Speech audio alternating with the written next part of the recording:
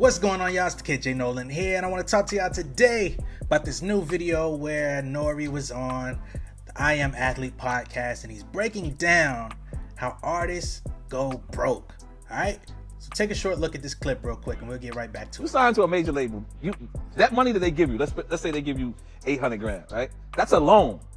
You have to pay back that loan with interest. So if you don't make back that 800 grand, what they do is they put you in the red, but you can still be hot. And you didn't make back that 800 grand. So you can still be hot. So they'll give you another album. And they'll give you, instead of 800 grand, they'll give you 1.2 this time, right? So now, but you're still in the hole for that 800. You understand? But now you got another 1.2. And if you don't make that, then you're just in the red for both. And this is a loan with interest that you don't get nothing out of.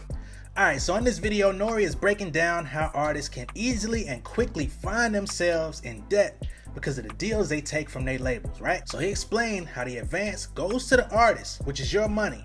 However, you're now on the hook for that once your album comes out. So an advance is them fronting you money the same way a creditor or a bank, credit card, etc. would do. But of course, you gotta pay it back. And you gotta remember that an artist's money gets split in multiple different ways before they ever see their cut. And anytime you find yourself paying back the label, you're not paying them outright. You're paying them out of your cut of the deal. So the average artist, when they get signed, their royalty rate is at somewhere between 10 to 15%. You know what I'm saying? I think some people get it as high as 17 to 20. You know what I mean? Those that have a little bit more backing and a little bit more structure and buzz and things going for themselves. You know what I'm saying? You might find yourself being able to do a joint venture 50-50 partnership, or you can skirt out and go do a distribution deal with like an Empire or somebody that does like an 80-20 split. But we're talking about standard artists that are just coming into the game. They might have a couple songs out that people know, but they're not really established yet. Now in the clip, Nore talks about an artist situation where you get $800,000 up front in an advance. All right, cool. So that's the money that's gonna go towards you getting your lifestyle together. You're gonna probably get a home. You're probably gonna get a decent car for your family. You know what I'm saying? You're gonna start taking care of your family. You might look out for your moms, your pops. A lot of people, they start trying to buy people homes and do things of that nature. However, this is the last time you're gonna see any money until after your project actually gets released. So with that $800,000, you also gotta keep in mind that at least 30% of that needs to be reserved for taxes. You feel me?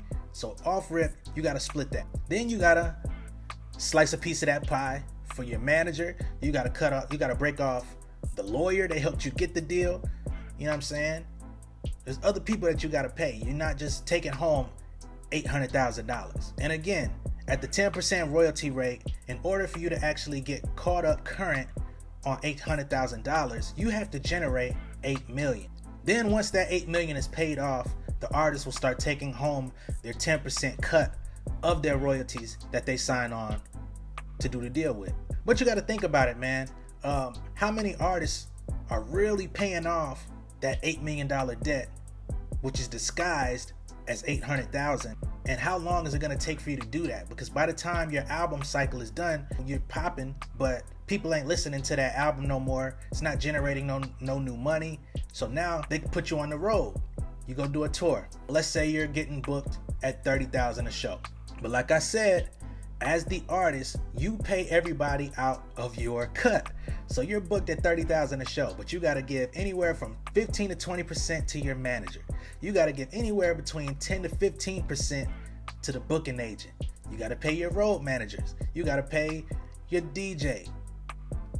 Also, in today's modern deals, artists are now in those 360 type of situations, so you also got to split that cut with the label. But once you break all that down, it's pretty easy to see, okay, you might have got booked at $30,000, but you're really going to take home 30% of that. All right, so $10K, not bad, right?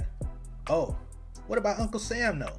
You still got to put away 30% on taxes, right? So now you see how it's pretty easy for somebody that's getting booked at that $30,000 rate to really take home like $3,000 a show.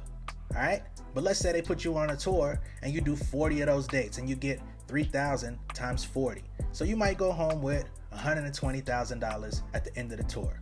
Not bad. Take care of your home. You know what I'm saying? But again, until you paid off your debt with the label, you're not going to see any more money But now you're up for album number 2. And in Nore's scenario, he says, all right, it's time to re-up. Let's go for 1.2 million advance for this next album, because I got to do some things. You know what I mean? I'm worth more money. I did a little something. You feel me? All right, cool. But let's say you only paid off half the debt on the first album. So now you still got 400,000 lingering. So now you're not responsible for 1.2 million. You're now responsible for 1.6 million, okay? And you're still at that, and let's just say you're still at that 10% artist royalty rate. So now, in order for you to actually pay off that 1.6 million, you really got to generate $16 million in revenue in order to be current with the label. But if you couldn't pay off 800,000 the first time, how are you going to pay off 1.6? It makes absolutely no sense, right? So this is why the people that really get rich as recording artists and performing artists are generally the ones that are mega stars. We're talking about your Drakes, your Ushers, your Lady Gagas, your Taylor Swifts, your Kendrick Lamars, J. Cole. These are the people that perform exceedingly well. They're leaps and bounds above what the average artists that have pretty good buzz are doing. And when you're in the league of those artists, you can now come to the table and say, hey, yeah, we did that the first time. We did that for 2 albums. I want to renegotiate my deal. All right? Yeah, we signed paperwork on this, but we can amend how this is getting paid. Now, if y'all remember, Kanye West put his contract out about a year ago. But in that contract, you'll see he's been signed with Def Jam since what, 2003? And in the time between 2003 and 2020, they've restructured his deal like 4 or 5 times. But still, to this day, Kanye does not own his masters, which is a big deal, but that's something that we'll have to talk about in another video because that's just too much to go into. So with the examples that I gave you, you can now see how an artist that you perceive is rich, famous, doing very well for themselves could really just be making barely above what the average American household is bringing in from just working in a corporate job or just doing standard things, you know what I'm saying? But people act like having a regular job is a terrible thing. Crazy. I didn't even talk about album budget, which also has to be paid back. We haven't even included travel expenses, drip, jewelry, all of these other things that you have to continue paying off in perpetuity, you know what I'm saying? Because in order to keep and maintain your image as an artist, these are things that are in circulation. Not to mention, you have to keep paying on that house. You got to keep paying on those cars. You got to keep paying on the other places that you bought for your family members. Because who's actually, when you buy your mama a house and it's a $2 million house, who's going to pay the mortgage on that? You? Because she can't do it. And now you've set her up for failure because now you got to keep doing it, but you really can't afford it. So this is exactly how the hottest artist for a year or two, somebody that has a burning hot song, is at the top of the world, when their buzz in that moment is over with, they could be right back in the position that they started, but they just got fame.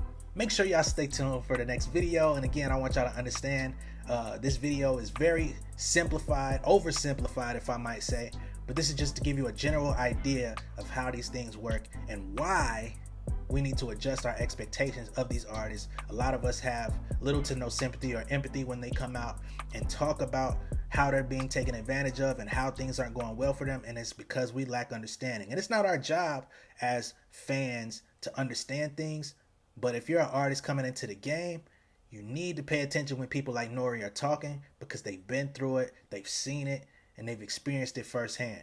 All right? Much love and respect, y'all. Peace.